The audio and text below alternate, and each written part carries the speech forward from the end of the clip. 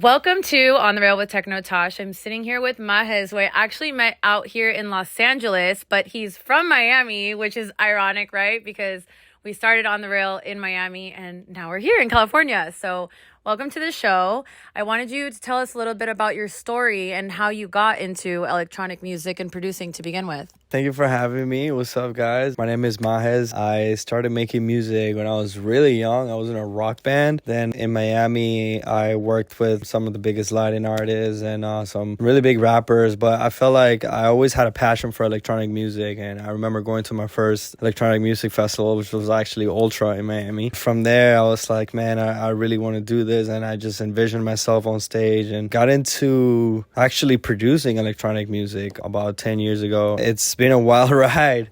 I have a pretty funny story about space. All right, let's hear it. That I can share. Funny enough, one of the first clubs I ever played, I got kicked out of the booth. It was funny because I got there and I just started playing like house music, and it turned out it was supposed to be open format.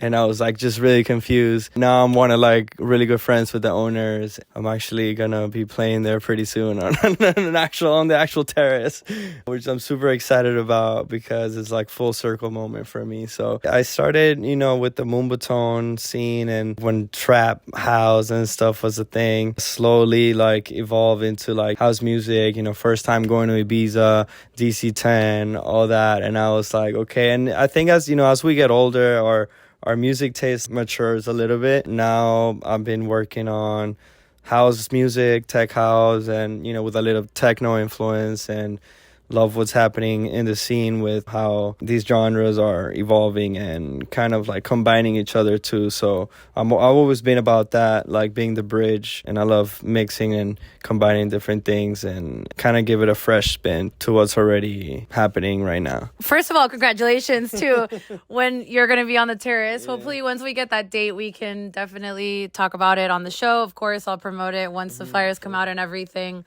I'll put it up on Instagram at Natasha Salehi for you guys to obviously go and support him, because I know that a lot of you guys are out in Miami. So if you guys want to see some really good tech house, and I know that you're moving into other genres as well, techno, maybe some melodic coming soon in 2024, as we love here. What was it like working with some of the really big artists? Because I know that you did some back-to-backs with artists like Dioro. You did a back-to-back with Diplo, Lee Foss. Was that your first burn, or tell us a little more about that? Burning Man was an experience that really exposed me to really interesting music, especially techno, melodic techno, minimal techno, which I wasn't very familiar at all with. Like, I kind of like heard it, but I wasn't really knowledgeable on like the producers behind it and like the parties, and just really it was very eye-opening, and I was able to really dial in with the right people out there and just learn. I learned so much. It was great. It definitely helped shape where my music style is gravitating to. So I'm really grateful for that. That's what's cool about going to different events and festivals in particular, because as you guys know, I've been traveling a lot around to different festivals in order for us to be able to talk to artists like this. And it's cool because you do really learn a lot more about the music, and so many subgenres and so many different techniques to the way that things sound and how things get produced. And I feel like the more that you expose yourself, the more the curiosity grows in order for you to really know like where you can kind of navigate your sound, whether you're a producer or not, or what you like to hear in your ears. Speaking of ears, you had mentioned on a post at one point that you play a lot without headphones. And I really wanted to talk about that because I know that might not be something that's super common, or at least from the outside, that might look like a really important skill to have that maybe a lot of people might not be able to do without headphones. Like, what is it like playing without them, and what does that mean to you? If it's like a legit set, like a venue or something that, I want to make sure I give the fans the best experience. Obviously, I'm using headphones, but if it's something that is more like, like a kickback or like a private party or something that's just like with friends and stuff like that, I most likely won't be using headphones, just because I like to challenge myself, and it's fun to do it when you're not under pressure of like, okay, this set has to come out perfect, and it just gives me like that freedom to kind of freestyle more, and just it makes it more fun for me. I've been playing with a controller very, very slightly, and one of the times that we were playing with a controller, We were trying to connect it to Bluetooth, and so we can't do the Bluetooth and have the headphones in and do everything matching at the same time. So exactly that. It felt like a challenge because you're like, okay, how can I beat match, but then not totally knowing the tracks, but you want to just go for it anyway. So I was curious to know kind of your perspective on that, or if anybody else that maybe is starting out in DJing or producing, what maybe some of the techniques are behind that to know. Because if you're able to do it without headphones pretty seamlessly, I mean, you must have some, advice for some people. Yeah, well, something I want to point out and make sure everybody's aware that I've never in my life used the sync button.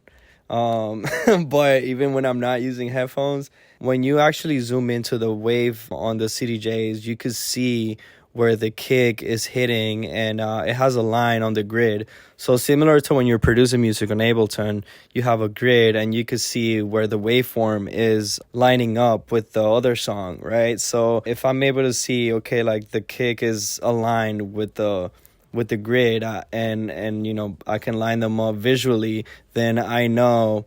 And of course, if I'm familiar with the songs, I already know. You could see it on the waveform, and you're able to basically beat match it without having to listen to it on the headphones. But for me, it's fun because it just makes it more of a challenge to DJ and freestyle. And it's not something that I normally do when I have a proper show, but it is fun to do it without the headphones when you know what you're doing, of course. Yeah, sure, of course. I mean, I didn't feel like I knew what I was doing, or there were like certain tracks where I was like, I do not have any clue what this track is. I downloaded it, I think it's great, and you just go for it. But it's fun, especially for you, the one that's playing, of course. It's definitely a flex. Before coming on camera, you were telling us about some projects that you have coming up, and if there's anything maybe that you want to announce, or any sort of collabs or events that you have coming up, some music production or some styles that you're kind of changing into for 2024. Yeah, we recently did an EP here at the studio that we're at right now. Shout out NRG Studios. Some of the biggest rappers come out here, and Future happens to be one of the main clients here. And we somehow connected, and we have an EP that's featuring Future, and we have OT Genasis. We have FBG Goat, which is a collaboration project with FBG Goat, and he's part of Future's camp. And that's kind of how the whole connection happened.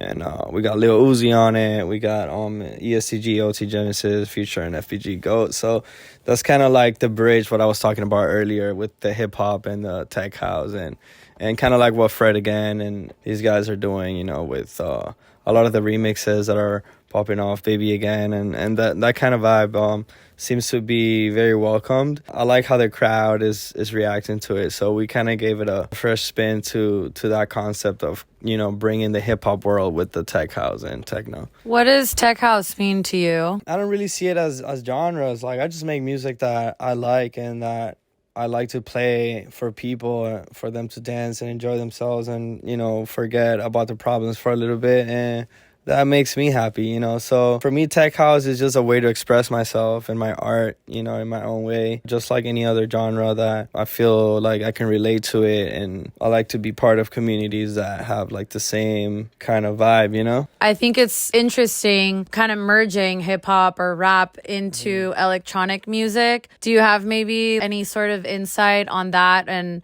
how people might react to that? Because I know that at least for tech house music or house music, you can have some vocals that can get onto more of a rap side.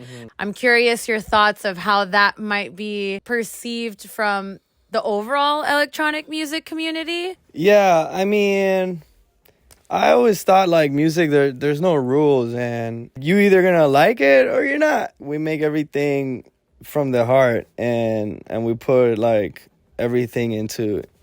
I feel like everybody that's heard it so far, they've had great feedback. Shout out A-Craze and Noizu for dropping in at EDC Vegas. Brought me out on stage with them to play one of the records from the EP, and the reaction of the crowd was amazing. Also, Lee Foss has been supporting it as well. I'm excited, it's like the first time that I'm releasing a project with such big names in the music industry. I'm blessed to have this legit collaboration because I feel like a lot of DJs always try to like remix these type of artists, and they're either not able to clear it or all the paperwork and not having the relationships, and for us it's always a challenge to have the right vocals on our tracks, so being able to connect with with rappers and bring them to our world, you know, which is something that they're a little bit skeptical, like, oh, I don't know, like this, you know, this electronic shit, you know. But yeah, you know, we were supposed to do one song, and then one song turned into an EP because they loved it so much. So, you know, I think it's for the culture, and I think everyone's gonna love it. That's cool. And I think that regardless of anyone's opinion of different styles of music,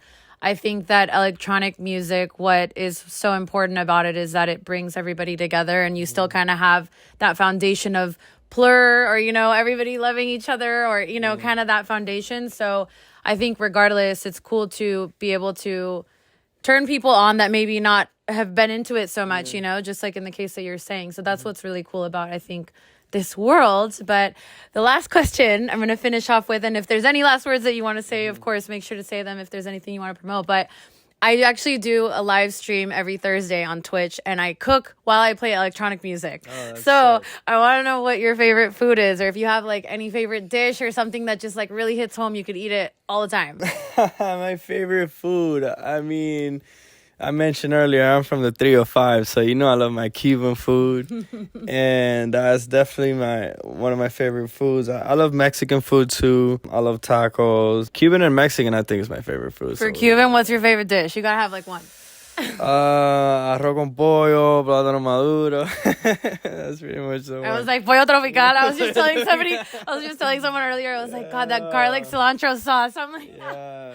You know the vibe. Yeah, seriously. Well, that's cool that we ended up meeting here in freaking Miami, man. But thank you so much for joining us at On the Rail with Techno Tawsh. If there's any last words or anything else that you want to promote before signing off. Nah, thank you for having me. If you want to look me up, you can find me pretty much anywhere as MAAHEZ. That's MAAHEZ. MAAHEZ. Pretty much everywhere. Instagram, Spotify, SoundCloud. Yep. Awesome. Thank you. Peace.